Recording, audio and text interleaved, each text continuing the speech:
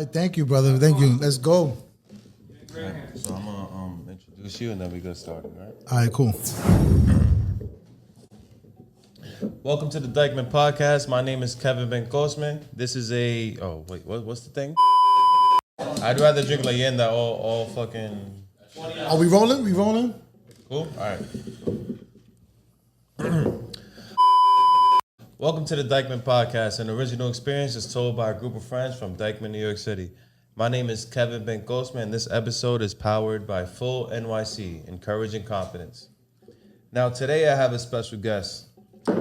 This guest here is the face of the Bully trilogy. The three movies are Bully, Rise of the Two Kings, Bully, The Dead Don't Die, and Bully, The Rico Story. He's also the cinematographer and DP of One Life to Live, a movie where we met. He is also a director, a writer, an actor, a producer, editor, cinematographer, full-time father, full-time husband, and a good friend of mine.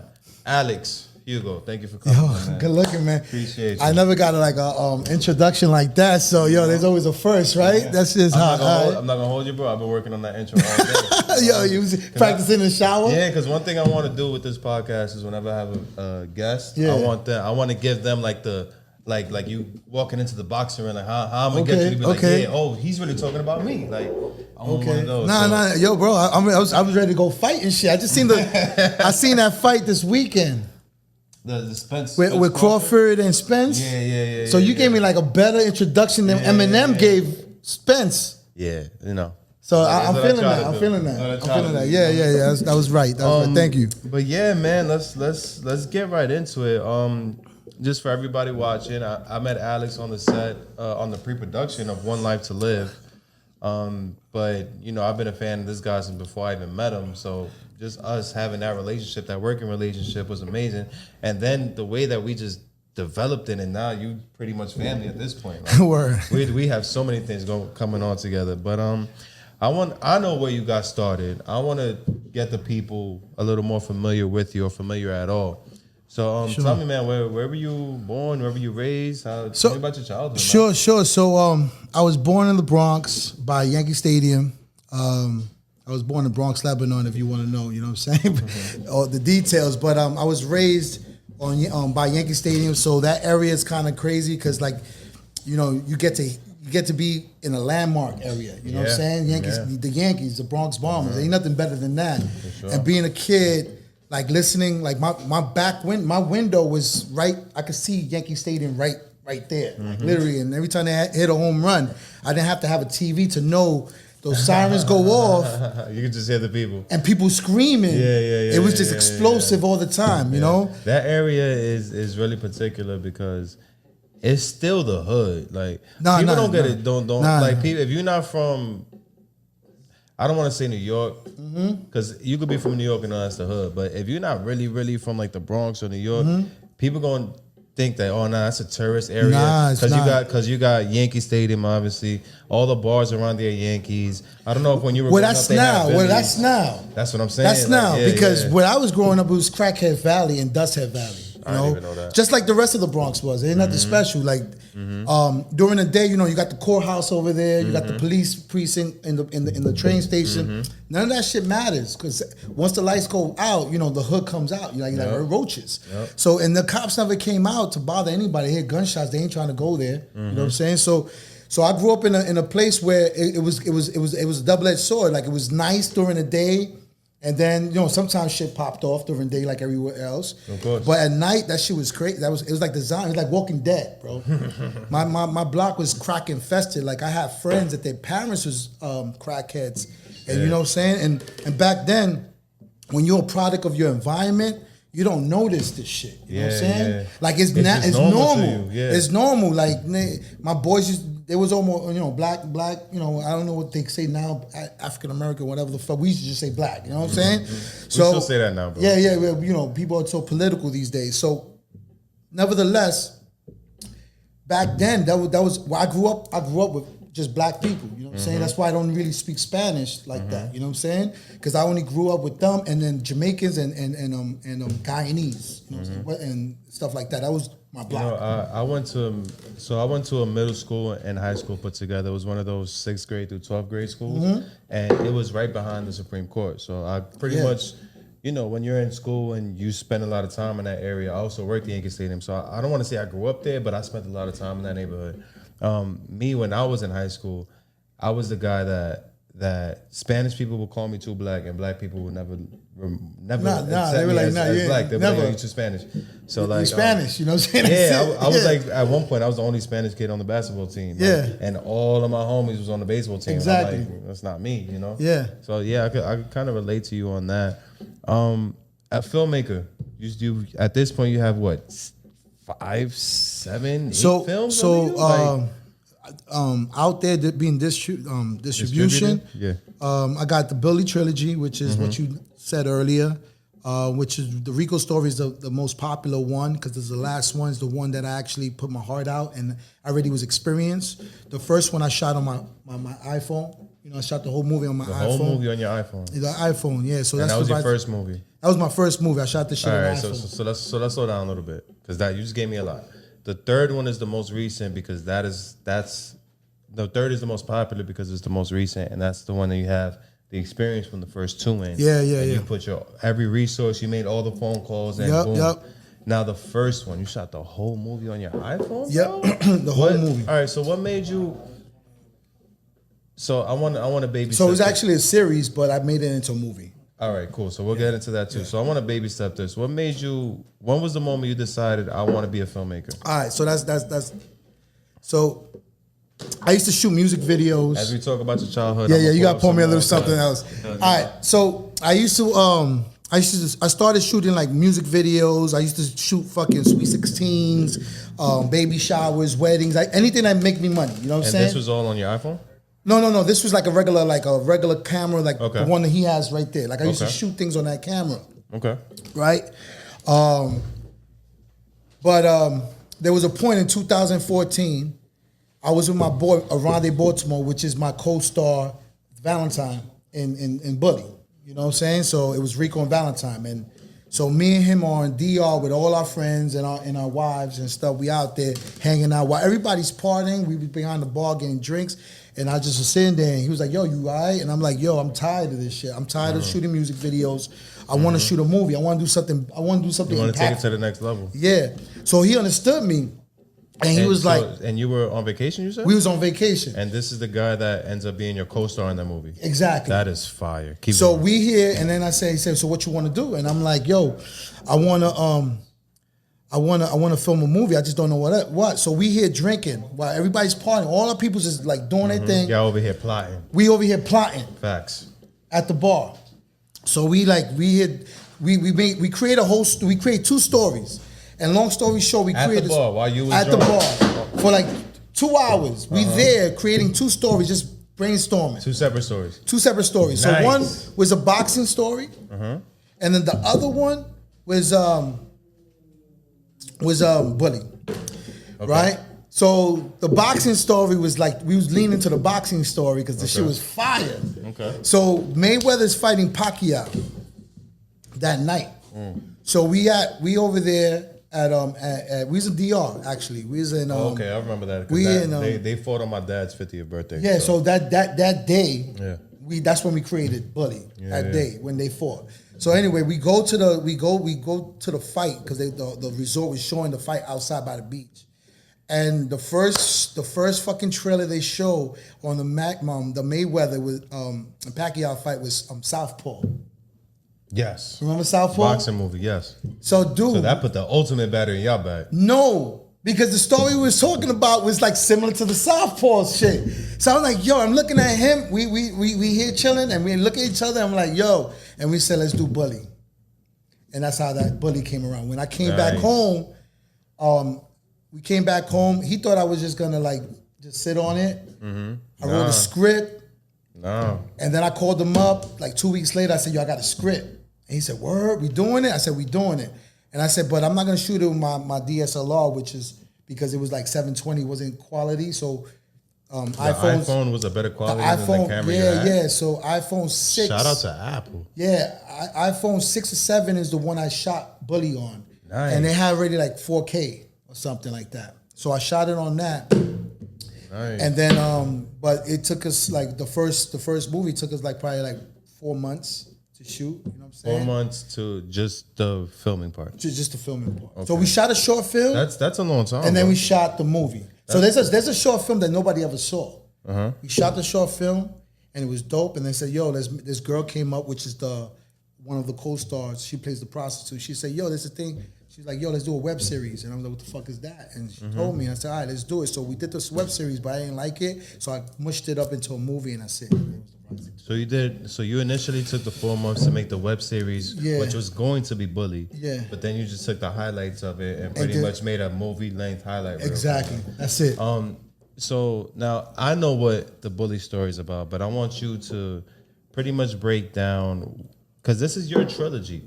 This is like the longest story that you have out as an artist. Yeah. So can you like pretty much tell me what's the first movie's about, the second movie's about, the third movie about, without giving any spoilers? All right, so if you can do that. All right, that's dope. That's dope because the Rise of Two Kings is where, which is the first one. The first one that he shot on his iPhone. Yeah. So it's just where these two cops met, these partners, Rico and Valentine. You know, so they it kind of introduces both guys, both officers, Of course. and it shows them how they go undercover for a purpose to take down the big drug lord. And in this movie, the first one, there's different. It tells different stories. So it's not like just one story is a linear story. It's not a linear story. It's telling different stories at the same time. Because you're introducing everybody. I'm introducing you to the whole universe. So it's a universe. So you get to know who Rico is. You get to know who's Valentine. You get to know the Tremont Boys, which is like a gang.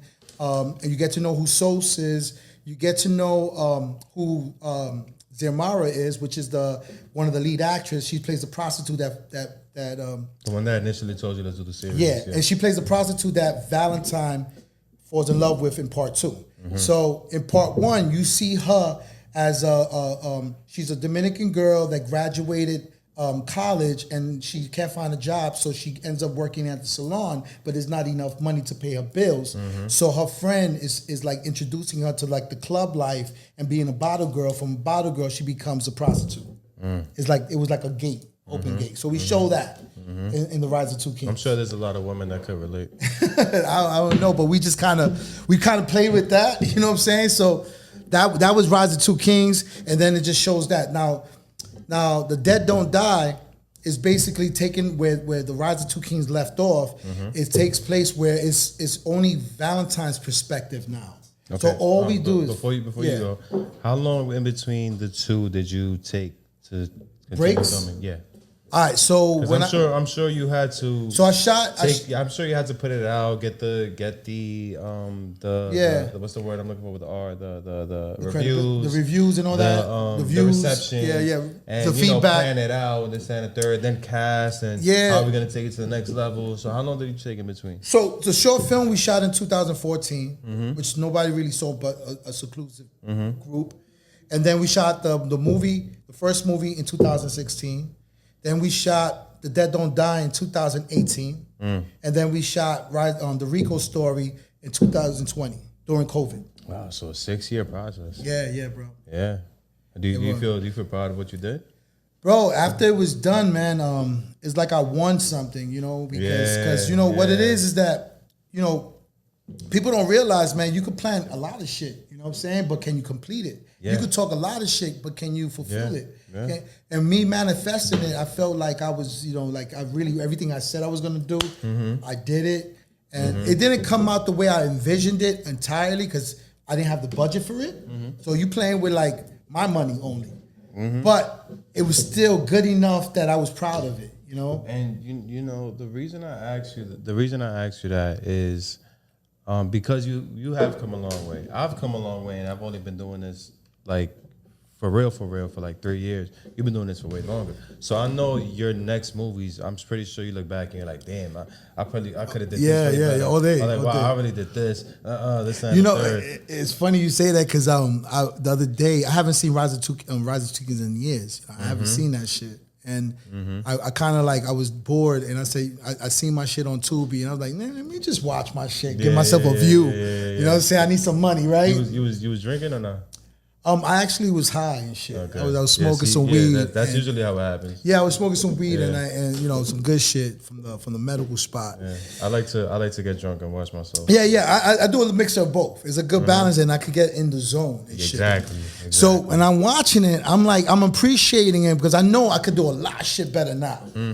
But just seeing what the story was, if people could actually appreciate like how it was put together, and people know that what happened behind the scenes, that shit was never gonna be successful because a lot of people dropped out. We had to cut cast. We had to it was a fucked up journey, man, with a lot of bumps, and we had to like people just dropping out like flies because everybody's there for the sprint. They're not there for the marathon. You know what? I like that you said that because what people don't understand about being a filmmaker is that you are actually a filmmaker. You gotta make it happen. But the process would make or break the movie. You could prepare all you want, you could cast everybody you want, but the process of actually day one of filming, that's where the movie magic happens. Yeah. Movie magic happens. Now you know, now I could go into something and I already know what I'm doing. You know what I'm saying? It's like, you know, like when I went to One Life to Live, when we met, you know, like when I was shooting that, I could see shit that people don't see because I already know, you know, I got like 3-4 different plans. I'm like, yo, let's do this or let's do that, let's do this. I'm kind of like foreseeing stuff, you know. That's one thing I did enjoy about working with you because I feel like when me and you are on set together, I like to, if I'm acting or directing or doing or just standing behind the scenes, I like to give ideas out. Yeah, what about let's do this.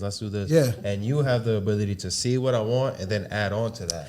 You know, and then I'll take that feedback and then add on to that, and then now we just keep going, and now we have an amazing shot. You know how Kanye be saying like he can see music and shit. Yeah, you can see. And it's funny because people laugh at that, but like when he said that, I believed him because I can see people's visions. You tell me something, and I might look like I'm looking in the days like I'm kind of like MO or like, you know, kind of crazy, but I'm looking, when you talking to me, I'm actually seeing it play out. I'll even reciprocate that. You'll see. I'll be like, yo, we're doing the next scene. You'll be like, all right, what's happening? Yeah. All right, I got it. Yeah, I know. You understand? You understand? And some people don't understand. They be like, yo, what's wrong with this dude? Because all you got to know is who's going to be where, you what's telling happening. me, you give me the information, Boom, boom, boom. and then I'm just playing it out, and I'm like, yeah, it's done. This is what we're going to do. Yeah, for But sure. people don't get it, but you get it. All right, you get it. Bro, of course, bro.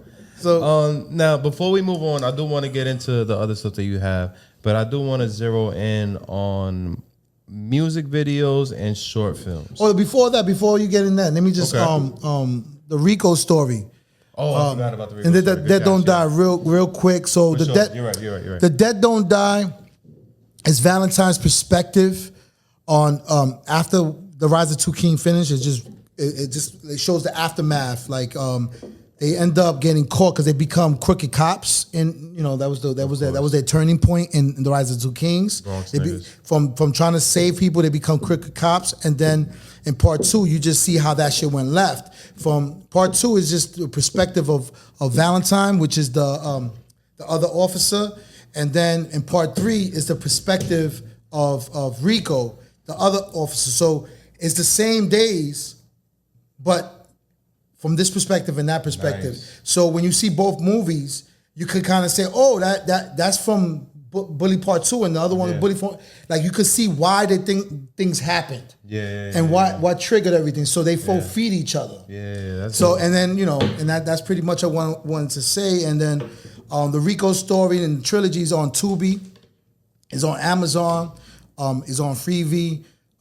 Go check it out. Is you know, if you got a whole night, if it's raining, just watch part 1 all the way to 3. Yeah, that's funny because that's what I tell people about my films. Yo, just watch it. 1 to 3, just watch it. You're gonna kind of get like an orgasm, like a mental orgasm when you see it. You be like, oh shit, this shit is hot. You know what I'm saying? Pause. But yeah, that's it, man. That was crazy. Now we could go to the next level. That was great. So the reason I want to ask you about music videos and short films is because I know you even said this, most people when they're starting out in filmmaking, most directors and anybody with a camera or anybody with an iPhone in your situation, they start out doing music videos. It's practice. It's practice. It's practice. Like if all NBA players used to play at the court, you know what I'm saying? And practice. So shooting music videos is all practice. For me, it was practice. Some people do make a living out of shooting music videos, but that wasn't my mission. That wasn't my purpose. My purpose was to shoot movies. From day one. Since day one, since I was a kid and I saw E.T. When I saw HBO like the HBO introduction with it going through the little fake buildings and stuff like that. Since those days, I said, yo, I want to be a filmmaker. Yeah, because even commercials you don't really do either. So I did. Commercials pay. Yeah, so I did. I did a lot of everything. So I'm 46 now. I started filming since I was like probably 13 years old. Yeah. Wow. I got a documentary you could catch on YouTube called My Bronx Tale. So I used to document everything from my neighborhood. Yeah, My Bronx Tale. I didn't even know that, bro. It's called My Bronx Tale. I didn't. On the Alex Hugo Films page. And it's like a series, like a mini series of 6 episodes of a documentary, just showing my childhood, just us bullshitting in the block, having fun, fucking around, smoking weed, all the shit that I talk about. You know what I'm saying? It's there for anybody to watch. You know what I'm saying? In my research to prepare for this, that did not come up. Yeah, so that was like my first starting point of filming and editing when I was like 13, 14, 15 and stuff. I actually. When I turned like 20 years old, I actually put it on a CD and I was selling that shit on the block, making money. And because people wanted to see themselves. There's people there that were crackheads and they recovered crackheads. Yeah. So they used to like, yo, I want to see that. Like, nice. I used to record us like recording the crackheads, us bullying the crackheads, all the hood shit, that people do. Yeah. You know what I'm saying? So I recorded all that. People want to say, like, a lot of people died. You know what I'm saying? In that film, like my boy Yako, rest in peace. Multiple people that I can't think of their head. They're not here, or they locked up, deported, or murdered. And so people wanted to see that shit. So it was a 10-year making. Like since I was 14 to like 24, I shot all this. Like I shot everything on a camcorder. Nice. You know what I'm saying? And I just put it together that's shout out to you. It was a time capsule. Shout out to you for thinking like that at that age, because that's also very, very valuable now. Most people back in the day, or even now, are just living in the moment. They don't think of like, let me catch this. Well, everybody got cameras now. So everybody got this. So they record everything now. Yeah, but everybody's showing where they at. Even with that, they're not thinking of keeping it. They're just thinking of having that for the 24 hours. I did something magical back then when nobody even was doing that shit. And that goes to the mind state of being a filmmaker. So why is there a reason that you don't do like music videos? Oh yeah, so is there a reason you don't do music videos, short films, commercials? All right, so there's a big reason. So music videos are kind of like. That wasn't my league, like it's cool and all. For one, it was a turn off. I'm gonna be honest. I'm gonna be transparent. It's cool and all, It was a turn off. If y'all want to do that, it's cool. Because I can't knock nobody's hustle. So I mean, just like don't hit me up, but like if y'all want to do it, you know what I mean? I don't want to knock nobody's hustle. There people make good money off that shit. They make good money off it. But there's people that don't want to pay, bro. It's a quick. Oh no. There's some people that they want $1 million budget MTV video, MTV video, and they only got like $200, you know what I'm saying? So how you want this and you only gotta give me $200? It don't make sense. Oh, I'll tell you right now. You got the empty Clase Azul bottle. You get a whole bunch of apple juice. Fill that up. Yeah. Your ones, you fill it in with some Monopoly money. Make it happen. Yeah. You could make it happen. I just you get shorty from the block that want to get popping. You could do all that, and it's all clever. But the whole thing is like my time is money. You know what I'm saying? Anytime away from my personal life, I got to be getting paid for it. That's the way I see things, man. I see my market value here. I always been business oriented. I always like money, bro. And it's not like I'm chasing money. I just like I got bills. You know your worth, and I know my worth, and I just want to. Like when you go to Macy's and you want to buy a coat, you know what I'm saying? You don't say, yo, I'll pay you later, or all I got is $100 and the shit costs $600. You don't do that. You don't go to the white man and tell him, yo, can you do this? Nah, you would never do that. But your peoples would want you to do shit for free when y'all both on the east. So that's why I never understood. So I was like, yo, I'm out of that league, bro. I'm done. I had my fun. And that's it. I call it the primo discount. Primo. Yeah. And then primo pa mí, primo. You're right. Pa mí, primo. Halo pa mí. But then the other thing besides that is that And you do like some people. I did it. I'm not gonna name names because it's not even worth it. But please don't. But I don't need nobody. there was times that I did shit off the grip because I believed in the thing, whatever what it was. And then they complaining about every fucking thing like they paid me. You know what I'm saying? So I'm like, see, I don't call it believing. that. I don't call it believing in somebody. I call it getting caught by the marketing. There you go. You got caught by the marketing. Yeah, they were selling a good one. Everybody. And I was like, yo, I'm in. I'm gonna help you. And then you over here harassing me every day for something. I'm like, yo, I'm done.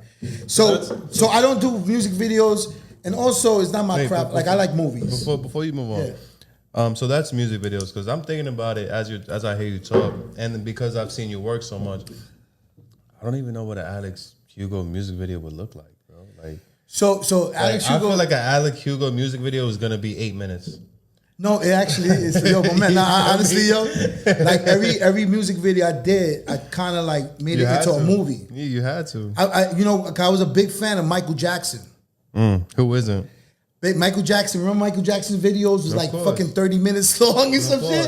It was like a mini movie. He had Chris Tucker. So I used to tell people my selling point was like, yo, we ain't doing a regular video. We're gonna shoot a movie. So I used to do that was my practice. So we'll cast, we'll get girls, we'll get guys, we'll get some little scripts, and we'll do like a little movie theme. So that was my practice, and it was good for what it was worth. But then I was like, I was trying to graduate. You real slick for that, Alex. I'm gonna tell you, that was a slick move. But I see what you're doing. Yeah. So why don't you do short films? Because before you answer, from what I'm getting from the music videos is one, it was practice. It was an early thing. I'm starting out, but you also spoke about your time is money. Yeah. From my experience of getting to that producer level, I'm noticing there's not much money in short films. Is that why you don't do short films? So yeah, that's why I don't do it, man. The return. There's no return because like people do short films, and that's if you do it, that's cool. Yeah, that's on you. You got time to kill. You do short films. You put it on you put it on film festivals. Get your shit off, Alex. You get awards. You're that's doing cool. it subtle, but I'm listening. No, you get awards, and that's all cool. That's all cool. You get awards. You take pictures, and all. Awards is fire. There's nothing wrong with that. There's nothing wrong with that because I just put a couple of my films now into the awards. There's nothing wrong with that. But like to me, from my experience, I'm not gonna get no money from that shit. I'm only spending money because every film festival is $1, bro. It's like $50 here, $100 there, $200 here, bro. I'm like, bro, like, come on, like they vultures feeding off of us, like our creativity. So I'm in that little like bubble where dealing with Deborah, shout out Deborah, Deja Vu Films. What I'm learning from you guys is like, yo, there's more money in movies than there is in obviously short films and series. But I've done short films in the last year where I've tried to get them on these distribution platforms. And it's like the distribution platforms don't even want the short films because there's no space for the advertisements for everybody to That's make exactly money. it. Not only you, but for me to make money from taking your films. You know? That's exactly it. What I think short films are good for is a sample. Is a sample of a bigger story that you just want to like do like a highlight reel into a short film, put it into the so film you get festivals. investment or get somebody to look at it and say, what do you need? But that's it's like a sample of your work, and that's true, and that's what people did it for. Yeah. But that's like a demo tape. You know what I'm saying? That's like a demo tape. How many rappers out there had a demo tape, gave it to an artist, and they just threw that shit in the trash can? Because it's who you know, not what you did or whatever. That's a fact. Now we making albums out here. You heard? Yeah. So come to Death Row. So the short films is kind of like where all your dreams come true. Yeah, you're right. So the short films for me wasn't my vision. Like the actual features get you money. Like you could put it on Tubi. You could put it on platforms like Tubi. Tubi is great right now. It's the best high-paying platform for an independent filmmaker. Like you get $7 a stream. You know what I'm saying? Through ads. Right, we get paid through ads. Let's slow that down. Yeah. So Tubi is very, very, very important in 2023. What are we? July of 2023? Very, very important. One, because what you said, they have the highest payout of all the streaming services. Yep. $7 per stream. They used to pay $9, and then during the COVID, Fox Network, they bought Tubi for like 200 million, something like that. Some Big crazy difference, but one of those. So it was one. Yeah, it's a big difference. But one of those, it was one of those. Yeah. They bought them because like nobody watches TV no more. So Fox was like, "Yo, we need a platform so we could put our shit on there." And Tubi was like a popular underground platform where people was watching and they have views, and then people was actually like, there's multiple different channels, but Tubi was killing the game. The importance of Tubi. Hold on one second, sorry. Yo, I'm sending the podcast. I'll call you back. Okay. Yeah. It's okay. So the importance of Tubi is it's probably the number one platform for independent filmmakers such as us to go out, have something that people can watch for free. They don't have to pay anything, and they get their money back. Yes. On top of that, people can go to Tubi not only for independent filmmakers. I was watching Life by the Eddie Murphy. Yeah. I was watching that on there. They got a great catalog. They have John Wick on there. Like they have stuff that people can watch, and then just so happen to bump into. So this shit ain't YouTube. It's not YouTube. No, it's not YouTube. It's more like a SoundCloud for filmmakers. Yeah. Well, SoundCloud was the rappers back in the day. That's what Tubi is. Right? Exactly.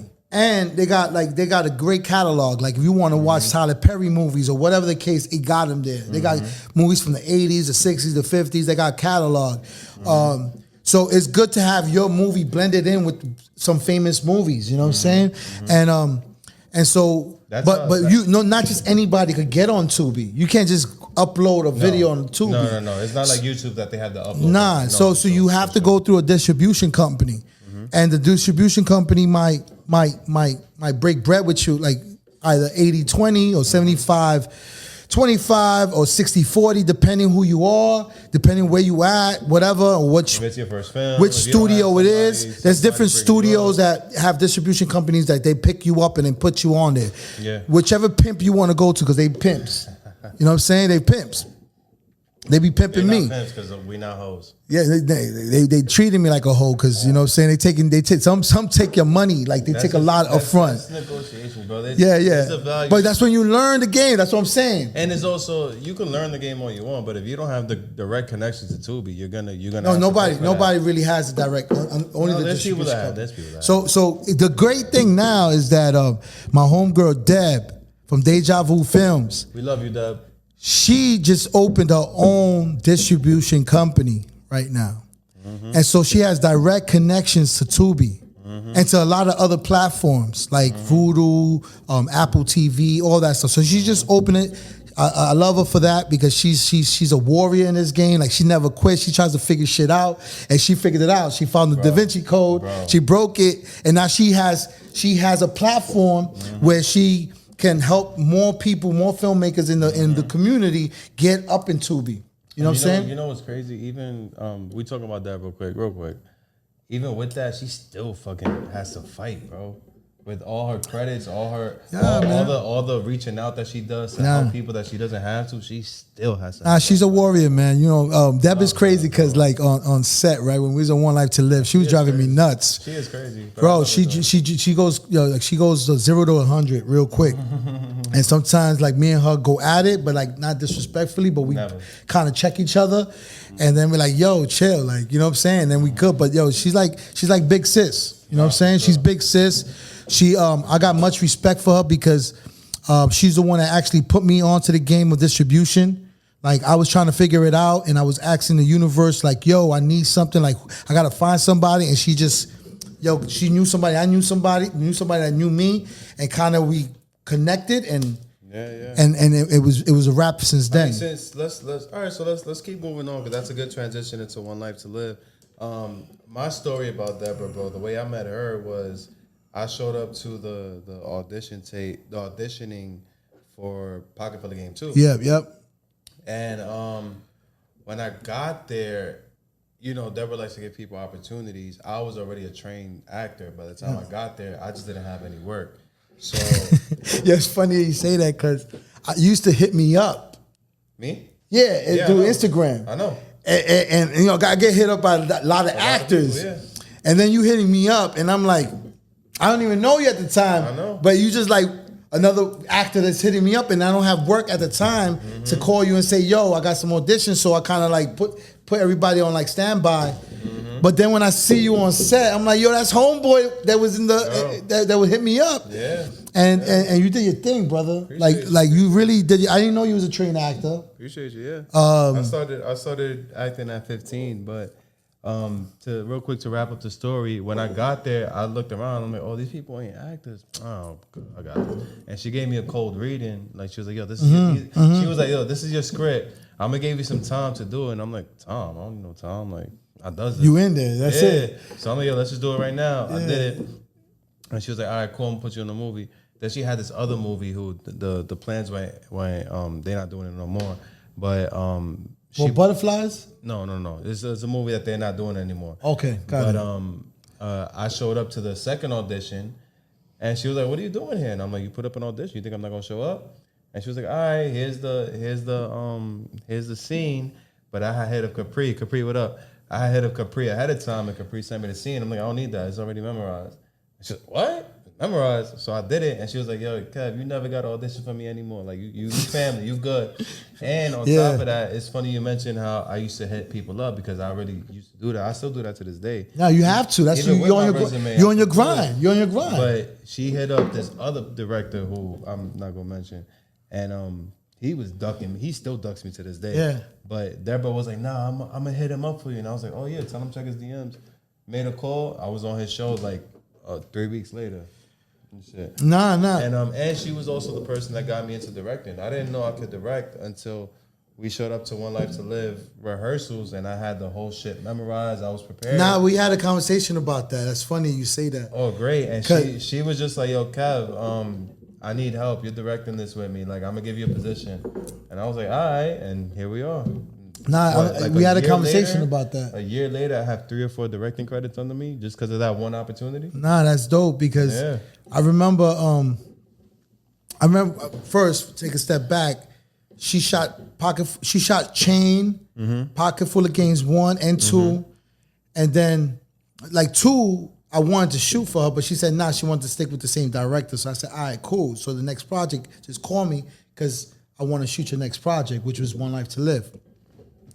So she only got me for like not the director, just you acted in Pocket Full of Game 2, right? Yeah, two. I was like I was like a businessman. Some shit there. Bro, when I saw it after we had already linked up, I was like, oh, look at my mans. Yeah. I was like some business scammer and shit like that. I did it. It was cool. It was fun. But when it came down to One Life to Live, I actually edited part 2. Okay. Pocket Full of Games Part 2, I edit that. Okay. So when it came down to One Life to Live, she was saying, yo, I'm going to get this director. And I'm like, who? And she said, Kev. I was like, all right, cool. I didn't know who you were. When we was on set and I seen you the first 2 days, we was talking about you on the 3rd day. And we was both saying, yo, like how you knew the script inside out.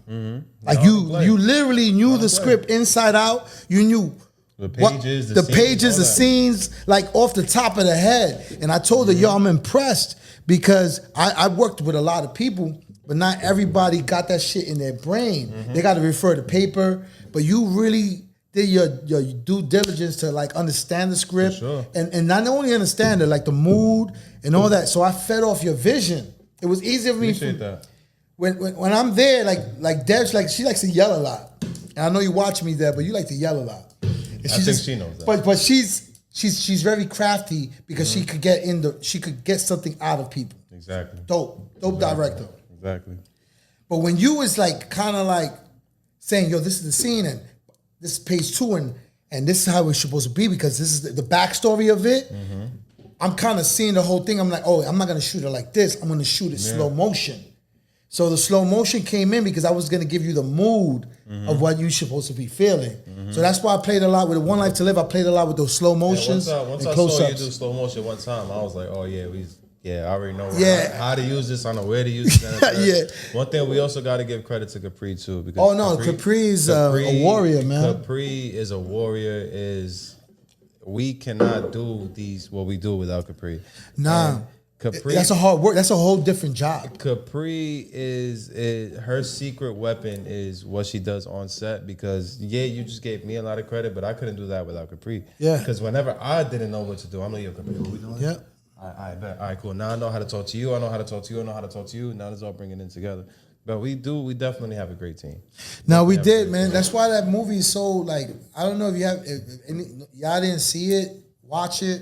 Not because I filmed it, but it really has a good story. My man Eric Gray wrote a great story. It's based on a book. You can buy it on Amazon. For sure. You can actually watch the movie on Amazon. When you look up One Life to Live with a Y, you go on there, they show the book and the actual movie. And the book is better than the movie because it has more. Well, the book is always better than the movie. Yeah, because it has more story. Yeah. Very few times the movie's better. You can't make we wasn't trying to do a Lord of the Rings, make a 4-hour movie. You know what I'm saying? So, I mean, we could have did a series. Nah, yeah, That would have been whack. But the movie has great characters, a great storyline. The end, I ain't gonna tell you the end, but the end, the last 20 minutes, and what I told Deb, can you hear me? I'm too far. All right, cool. All right, so the last 20 minutes, right? Because Deb was like harassing me in the editing room. I was like, yo, Deb, she was like, change that, do that. I was going crazy. I was like, yo, let me do my thing. And then I said, yo, I'll do all these changes, but the last 20 minutes, it's me. And she's like, what do you mean? I said, the last 20 minutes, I want to make people cry. So I'm going to use a certain amount of music because I did the sound design. You know what I'm saying? So it's all about sound. Movies about sound. So I'm like, I'm going to choose the sound for the last 20 minutes and the mood to make people cry. And she said, all right, do your thing. And when she said, do your thing, that's all you needed. That's all I needed. That's like Phil Jackson being like, enjoy, take us home. Yo, I gave it to her. She called me back after like 2 hours, no, hour and 40 minutes when she first seen that draft. And she said, you know, like Debbie's crazy. She's like, Alex. I'm like, yo, what? Alex. Yo, oh my Alex. God. Yeah. You did that. You're amazing, yo. She's like, yeah, exactly. You know how Dad talk. She's like, love you, Dad. She's like, yo, that shit made me cry. I said, I told you, Dad, I want to make people cry. So then, fast forward, they had the preview, right? The screen, the premiere.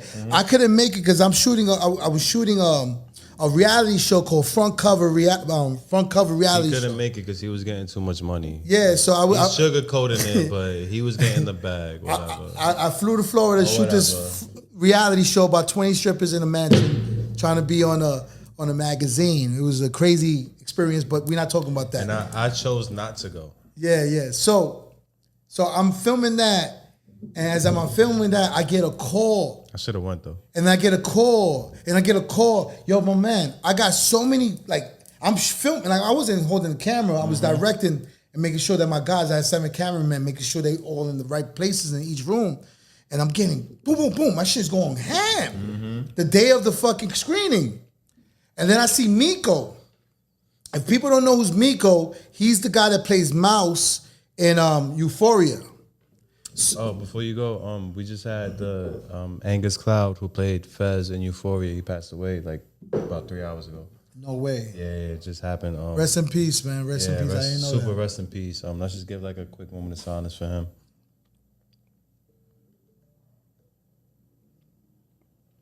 You will.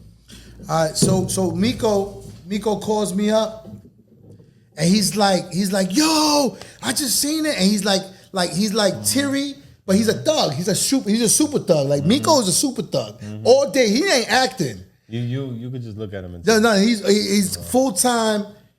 He's in that world. You know what I'm saying? So he calling me and he's telling me all this shit. And he's like, yo, Hugo, I love this shit.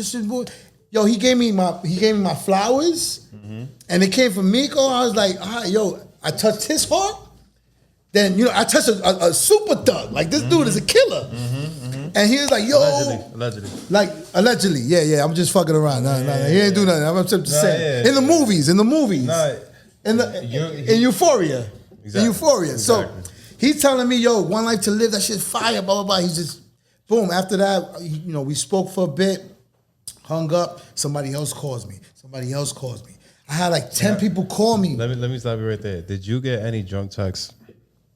Oh yeah, I got a couple of drunk texts because people was like drunk at the screening, bro.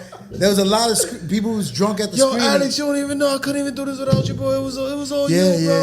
I just want to give you your flowers now. Yo, you made me look like a star. I'm not even like that. That was your drunk test. You sent me maybe I don't know. Everybody I don't was. know, bro. I be drunk all the time. Yeah, true. A regular text might be a drunk text. Nah, but everybody like that day of the screening when I was out there in Florida made me proud, yo, because I wasn't there to live it, to be there in the moment, but people brought me into the moment because they was like, yo, you did your thing with this film. The way you brought the picture together, amazing. You know, one thing that I realized maybe about 1 or 2 days ago, since the movie is out, it's out now on Amazon Prime and Tubi. If we haven't made that clear, it's free on Tubi. It's free on Tubi with ads. It's about $2.99 to rent on Amazon Prime. Yeah. But if you got $2.99, that's like what, a Dutch? Like what is that? Like no, people don't smoke Dutches no more. That's not even a slice of pizza. Like, slice of pizza or whatever. We're not saying don't go hungry for us, but you know, just but it's better you watch it on Tubi. If you don't want to get like the cheese on your fries, watch One Life to Live. You feel me? Yeah, watch it on Tubi. Is a free app. But what I was saying was that one thing I realized because I'm blessed to be in the position to always have work. Yeah, like I work with a lot of people that are just like, oh my God, I'm on set. And to me, it's like, all right, this is Monday. Like, this is that's me working hard, being talented, and being blessed to be in that position. But to see everybody that when the premiere dropped, how they were acting on social media, how happy they were, like even people hitting me up like, yo, thank you. And it's like, yo, this is y'all moment. Like for us, we already on our next second or third project. Like, all right, yo, this shit dropped. All right, anyways, here you go. I'm already on focus on this. But like, dog, to see people like, and like, yo, we helped them get there. Like, now you starting to see what it's like. Like, you know what I'm saying? It was a roller coaster getting that shit out of my computer into Tubi. Yeah, that shit took like 6 months. Yeah, I know a little bit about that. Yeah, it was a headache. It was a crazy journey, but it finally got to Tubi's hands, and everybody's watching it. It came out 2-3 days ago. About a week ago at this point. No, it was 2-3 days ago. Yeah, 2-3 days ago, Shoot. bro. Like you in the future, bro. Like it came out If you haven't seen it, go watch it. It's free on Tubi. I'm gonna say it like 3 times, promoting it. I don't get no money off this movie. I got paid up front. I also I co-directed it, and I also played the villain in the movie. If you're looking at my personality now, I'm nothing like my character. So check it out. I made him look good though. I'm telling you, I made him look like Denzel Washington out this motherfucker. He's like the Dominican Denzel. You know what I'm saying?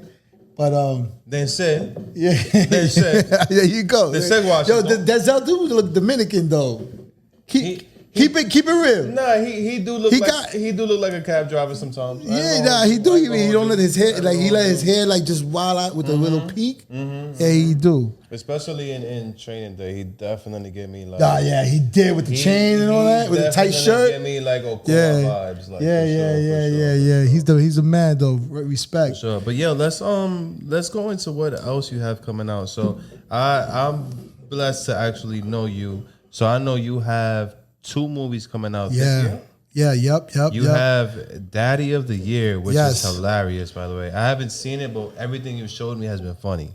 Yeah, and so you shot that in your neighborhood, right? At least. So the premise was like my niche, like for my movies, I like shooting everything in the Bronx. You know what I'm saying? You know, like Spike Lee shot shit in Brooklyn. I was thinking more like Martin Scorsese shooting in New York. Yeah. Exactly. You feel me? That he's one of my idols. He's one of my favorites too. Yeah, it's Quentin, Scorsese, and Spike. Nice. So those are my people that I look up to. But I shoot everything the premise in the Bronx because I like to give where I grew up from there. So the movie Daddy of the Year is actually a comedy of a Dominican cat that he's like a playboy. He's a chapadaddy. His name is Chapadaddy in it, right? So he inherits a baby from a girl that he kind of like blazed like like a year ago. He never seen the girl, and she dies with a will. So it's like really far-fetched comedies. Like it doesn't make no fucking sense. So don't try to make sense out of it. No, you know what I'm saying? No, I'm following. So he's a Dominican cat. He's Dominican. He got a kid he don't know about, typical. Yeah. And then I didn't want to say that, but that's cool. I can say it. Yeah. Then the woman dies, and he finds out he has a kid. yeah. So the social worker brings him a baby. Oh my god. The social worker brings him a baby. And he's like, yo, that's not my baby, and all this shit. He's funny. He speaks in like an accent. He's actually, his name is my man Chopper Daddy. Much love. He's actually Dominican, you know, so you can't have nobody else play a Dominican. But he puts an accent, like the accent, like he's just off, like he just came from DR, and the shit is hilarious. So when you watch it, he inherits the baby, and then, but he doesn't want the baby. But she says, "Yo, because he's still outside." Like, yeah. So she says, "Yo, talking about? if you keep the baby, you get $2 million or some shit like that." Oh no, that baby mine. What you mean? So he was like, No, "All that's my right, baby. but if you don't keep the baby, you get 200,000." And he said, "I'll keep the baby." So it was an ultimatum. It's unrealistic. So it doesn't make sense. You know what I'm saying? It's like one of those Adam Sandler type of movies. It don't have to make sense. It's comedy. So it's 200 off rip. I'm winning regardless. Or 2 million if I just make sure this human doesn't die. Exactly. Give me the 2 million. Yeah. I'm gonna take that 200 that I was gonna spend and throw that shit in that headfet anyways. And then we lit. Like what you talking about? Yeah. So yo, 50,000 is going to the babysitter, so I don't even gotta worry about that. That's it. You don't have to worry about it, right? Then I'm gonna do what? An extra. I'll throw 15. I was gonna do 10, but I'll throw 15. You get the brand for food. Then what, like 8,000 in diapers? Yeah. In diapers and milk and That's shit? it. Come on now. And so you lit. Come on. After taxes, I'm a millionaire. Thank you, baby. You lit. And this is a comedy. So it's a comedy. But if the problem, the whole thing is that he ends up getting chased throughout New York. So just picture remember the Warriors? Why is he getting chased? You remember the Warriors? Mm-hmm. That they had like different gangs in different neighborhoods? So we got. He was fucking everybody. No. She wasn't fucking everybody. Oh, nah. I mean, nah. This is said in the Bronx. So the baby in the baby bag, there was a diamond in the baby bag that he didn't know about. So he's getting chased throughout the whole city. All this money. He's getting chased throughout the whole city for the baby bag, and there's different gangs. There's like a punk rock gang. There's different things going on, like the Warriors, but not as extensive. Yeah, just the Bronx Warriors. Yeah, whatever. Pretty much yeah. So he's getting chased, and he goes into like Manhattan to go to this party, and then I can't tell you the end. Yeah, let's not give up the rest of the story. But that's just the premise. So the shit is funny because the character he plays, and then I got an Indian guy named Parag. He plays oh yeah, Parag. You know Parag. Yeah. He's my Indian. You know you got someone that plays someone, like he's my Indian guy. Anytime I need an Indian guy to play a bodega scene or something, or cab driver, he's my guy. And anytime you need an Indian guy. And he's funny as fuck. He doesn't talk like that. He talks like us, but he throws an accent, and the shit is hilarious. That was crazy because he came to rehearsal, and he was just a regular dude. I mean, obviously he looked Indian, but he looked Indian, but he be talking like he's hood. But he be talking regular, like he be like, "Yo, what's up, my man?" Whatever. And then when he goes into acting mode. I remember Deb was like, "Yo, turn on the accent," and yo, it was amazing, like, hilarious, right? I can't even try to emulate it, especially because I'm no, he's fucking hilarious. Yeah. So that's Daddy of the Year. A comedy. It should come out. It comes out this fall. This fall, this fall. So it's coming out this fall because it's a Christmas movie. So we trying to push it. You know, we like independent. Around Thanksgiving time. Yeah, around Thanksgiving time. So we trying to push it so we get enough type of views. People push that traffic. Thanksgiving, Christmas, and all that good stuff. So we actually gonna do a spin-off to that shit, and we're gonna throw a New Year. Like it's gonna be based on New Year's. But I ain't gonna talk too much about that. Right, but it's gonna be funny. I know. I'm privy to know that you have another movie called White Lily. Yeah, that's my shit. That's just my baby, though. Before you go, bro, the trailer was fucking fire. So can you play the trailer? Like when you edit this, I'll give you the trailer. That's a question for. Can y'all play the trailer just to show the trailer? Maybe. Yeah, he said yeah. He gave thumbs up. You can do it? Yeah, good. So the trailer for White Lily will be happening right now. Why the florist? Because that scumbag leaves flowers on each of his victims. Sounds like it's a bit personal for you. It's at the river. Same purpose. Same MO. White lilies. Yes, I'm outside here, a block away from what appears to be a crime scene. The police have it all blocked off, as you can see.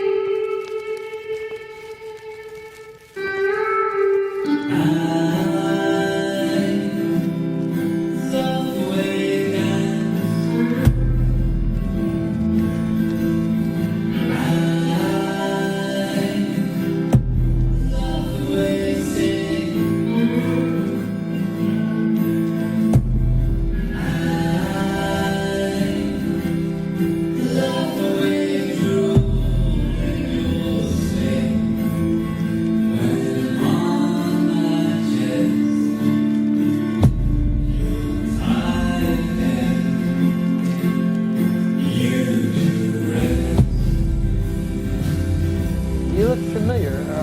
Are you on TV? I'm a detective on a high-profile case right now. That's where I saw you. How's that going? Did you find out the cause of death yet? Chris, are you serious? This is the Bronx. Forensic is backed up.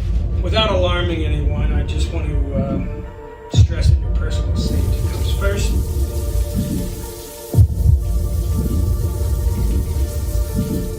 You can kill me. You can hurt me. But whatever you do, the one thing I know is I'm always going to be inside your head. No, please, no. No, no, no, no, no, no.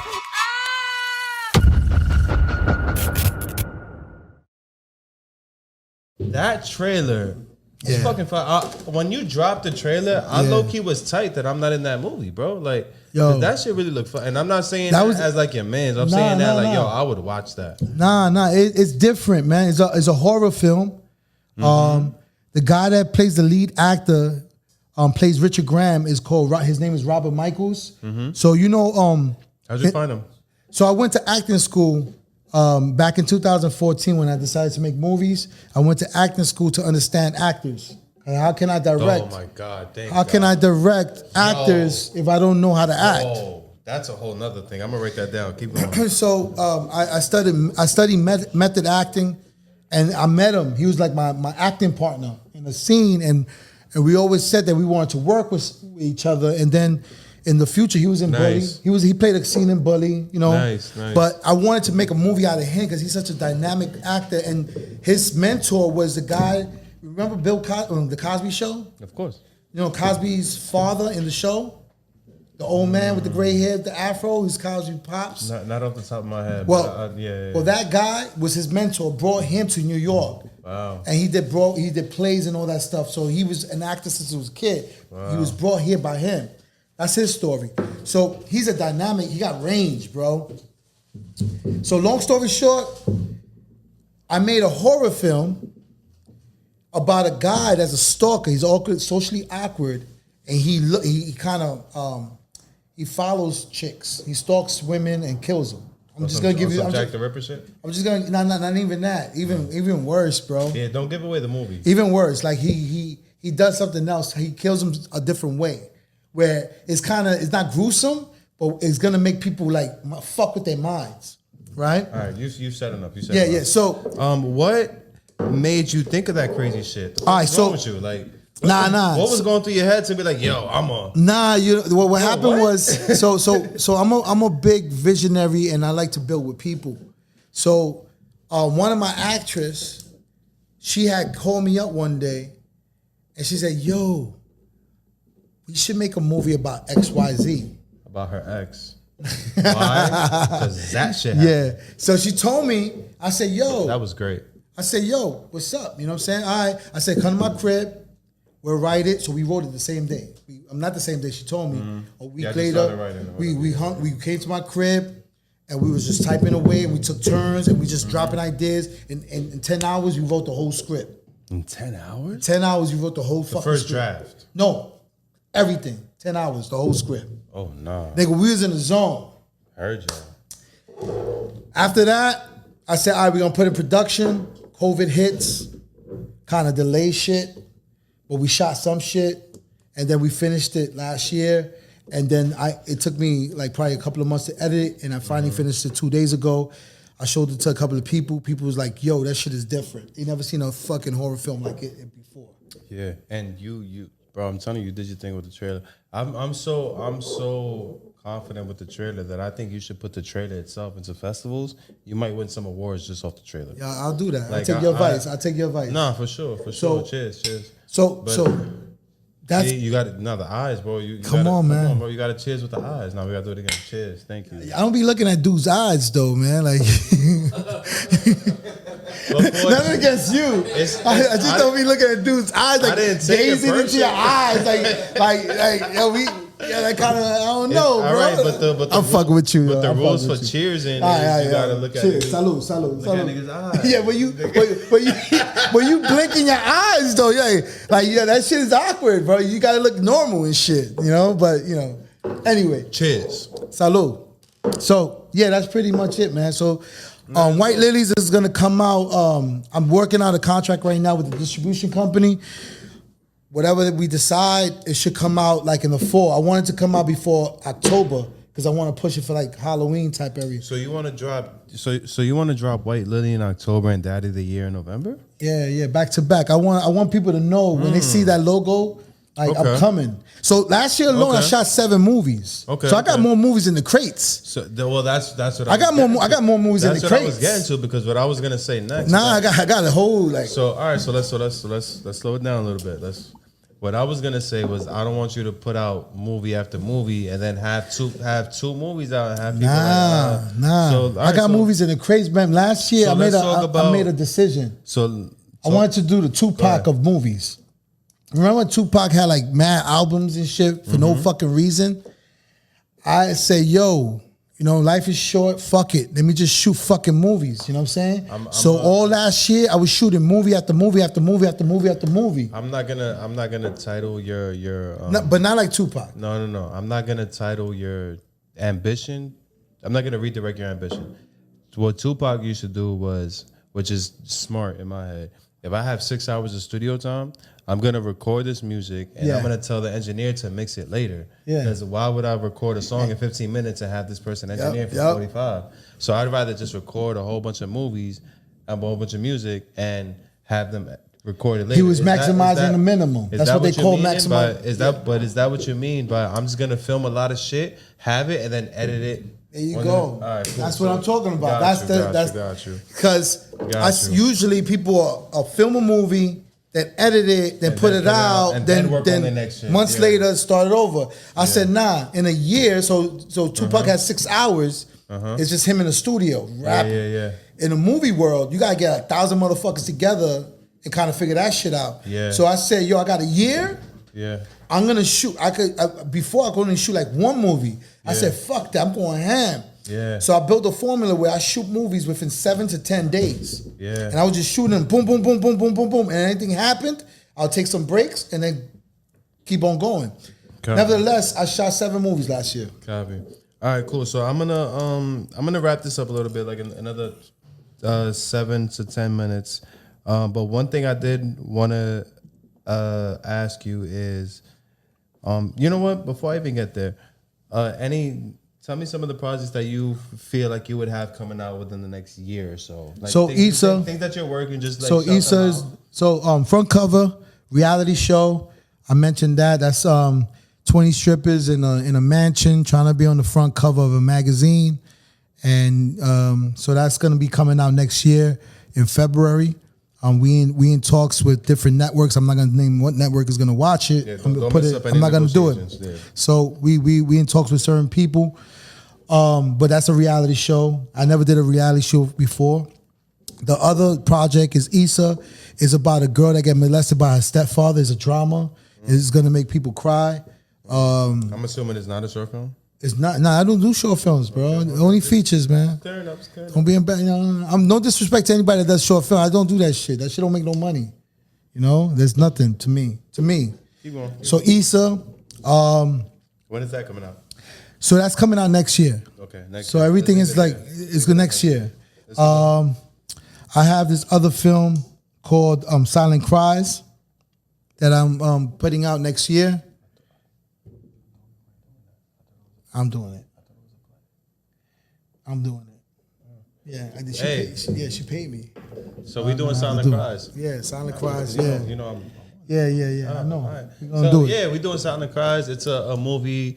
It's a redemption story, to be honest. And I personally was there during the rehearsals. I worked with some of the actors. We have a lot of talent. My job or my intent is just to hone that talent and get the best out of them. I'm trying to take that mango and squeeze all the juice out of it, you know? But Silent Cries, it's a really, really good story. So and the last three, there's three movies in production that I'm gonna put out. You know, there's one called Crosstown. It's about a girl that comes from the army and shit, and she goes through her little journey. You shot that already? No, I'm about to shoot it for next year. This year, for next year. Copy. Let me know what you do. Big Italy. If I'm free, I'll pull up. Big Italy is about it. Italy. Yeah, that's a dynamic story. Like it's like if you could put Heat with Bronx Tale and all that shit together. That's Big Italy, based in the Bronx. Can I say that? Yeah, you could. He co-wrote it. So me and Alex co-wrote that shit. Yeah, he co-wrote it. We was waking up at we started writing at 7 a.m. and we finished at like 5 p.m. Yeah, we was For going like a ham. week straight. I'm talking about, yo, Alex, I just woke up. I'm gonna get some breakfast. I'm making a coffee. Yo, Kev, I'll be right there in 30 minutes. Yo, I'm on this page. Yo, I'm on this page. Like, yo, that film is gonna be crazy just off the writing, just off of the writing is very good. Our chemistry, and also Cabello. oh, we're gonna get to that. We're gonna get to that. We're gonna get to All that. And our writing, our chemistry, and the intents that we both have. Because, like I said, I'm trying to get awards, bro, and I'm also trying to make it like soon. Yeah. And you're trying to make it yesterday, so Yeah. we're about to go crazy. By the way, So I'm gonna put this on camera. I want to play Lambo.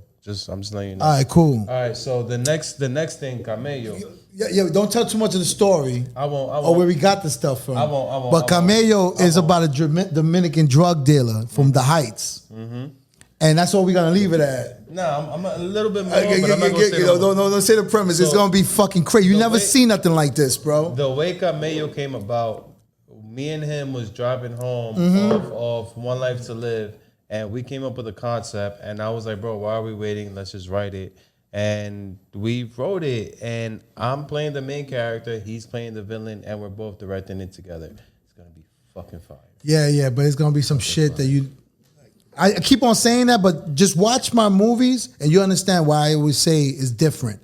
Because every movie that I shoot is not your... It's like I shoot differently for that. It's a painting. So, and then the last one... Yeah. The last one... And then after that, I gotta tap out because we gotta shut the shit down. I'm shooting a vampire movie. You know what I'm saying? I always wanted to shoot a vampire movie, but it's in the Bronx. I can't really tell too much about it because I don't want nobody to steal the idea. Vampires in the Bronx and they not doing crack. Yo, the vampire movie that I'm shooting in the Bronx, and I already got the characters. I'm ready to start shooting soon as I finish this thing that I'm doing right now. That's the one I really want to shoot first out of the lineup that I told you, because I want to just take my, I already did a comedy, I did a thriller, I did a horror, I did a drama, and now I want to do a vampire movie. I want to show diversity. So this vampire movie, my man, I'm telling you, a year from now, when you're gonna see this shit and you're gonna say, yo, that nigga wasn't playing when he said that shit. No. I guarantee you. I know a few vampires. Because it's hood vampires. I know a few vampires in the hood. They don't even got to audition. They just got to show up on set. And that's it, man. So last thing, I'm gonna just give you some quick hitters and then we out of here. All right, cool. Your favorite part of filmmaking: acting, directing, writing, editing. What's your favorite part? Give me like a quick answer. Writing and directing. Writing and directing. Yeah. What's the first thing you do in the morning? Last thing you do in the day? I pray. Both. I pray. Okay. If you had $1 million right now, what's the first thing you're doing? I pay off my house and I produce more movies. If you had $20 million, what's the first thing you're doing right now? I'll take a vacation and pay off my debt. You know what I'm saying? All right. I'm going to just get to the real answer. How much money is it going to take for you to get your shit off? What? What shit off? I'm talking about you Oh, fuck everybody? Yeah, like what's Man, like what's the number? Everybody got a number. Yo, so all I need like $5 million, bro. Give me $5 million and I could flip that shit. That's all. And that's light work in the movie. I asked him 20 mil. He talking about paying off his debt. Yeah, no. My debt is low. I don't even got debt. I'm just fucking around. But I need all. If I could get $5 million right now, I could do exactly what I want because I've done shit with no money. You know what I'm saying? So give me $5 million. We produce movies for the next 10 years because I'm gonna flip that movie. I'm gonna flip that money. You know what I'm saying? Because we all everybody in this room, and you probably don't see everybody in this room, but we all from the bottom. We know how to hustle. And if you give us $10, you're gonna make 20, 30. You know what I'm saying? Give me a $5 million, nigga. It's over. So, 3 more questions. I'm just come off the top of my head. Give me 5 dinner guests dead or alive. 5 who? 5 dinner guests dead or alive. Dinner guests? Yeah, like you just at a table with 5 people dead or alive. Food is paid who I would want to chill with? Food is paid for. Drinks is paid for. You just want to have a conversation. 5 people. I like to chill with Quentin, Spike, Scorsese, Pac, and Biggie. Say that again. Say that again. Pac, Biggie, Quentin, Scorsese, and Spike. Spike. Yeah, if I could chill in there, just because I love music. I went to school for music. I never spoke about that, but we don't have to talk about that. I went to IAR, Institute Audio Research. Yeah, Institute Audio Research. I was an engineer. My only question is just let me make the drinks for y'all. All right, cool. I'm gonna make the drinks for y'all. And I'm gonna be a fly on the wall. Just let watch how. Yeah, I was an audio engineer. Made beats and shit. Give me your top 3 favorite food spots in the city. Give me 2. Food. On Barrio BX in the Bronx. If you want authentic Puerto Rican food, Barrio BX is a spot. There's a lot of spots, man. Peruvian food. Pio Pio on Cypress in the Bronx. I know Pio Pio. Yeah, I love the fucking jalea with the onions and the seafood. That shit's banging, bro. And then Sin City was my 3rd choice, but they closed that shit down. I used to always eat at Sin City in the strip club. They had the voodoo wings. If anybody knows Sin City, they had the voodoo wings to die for, yo. Bro, they had the Caesar salad was like crazy. They had the voodoo women. What are you talking about? Yo, it was crazy. But that's my 3rd choice. Sin City's not here. I had one more question, but we like this deep into the. Yeah, it's all good. I don't want to promote them, but y'all know what this is. Just tell them where they can find you, man. My website, alexhugofilms.com, right? At alexhugofilms at Instagram. And that's it, man. I'm simple. That's where you can find me. If you want to watch my movies, go on Tubi, Bully the Rise of 2 Kings, Bully the Dead Don't Die, Bully the Rico Story. You're going to see One Life to Live, and look for Daddy of the Year, and look out for White Lilies this year. That's it. Cool. And once again, my name is Kevin Bencosman. You can find me on Instagram, Kevin.Bencosman. Or honestly, you could Google me at this point. Like, I'm him. Let's see. We have One Life to Live with him that coming out with. I have the Paper series that's dropping. Actually, I have a meeting that I'm late to. We have Paper series coming out. Game of Chess coming out. We have Mango Aki. It's already that's a good out. movie too. I like that. It's already out. I like that shit. We're doing part 2 in September. And yeah, man, just you'll see me again. You'll see him again. Here we are, Dyckman Podcast. Thank you. Salud. Can I get a round of applause, everybody? Round of applause, everybody. Appreciate you, bro. Yo, all day. Appreciate you. Live from the MC.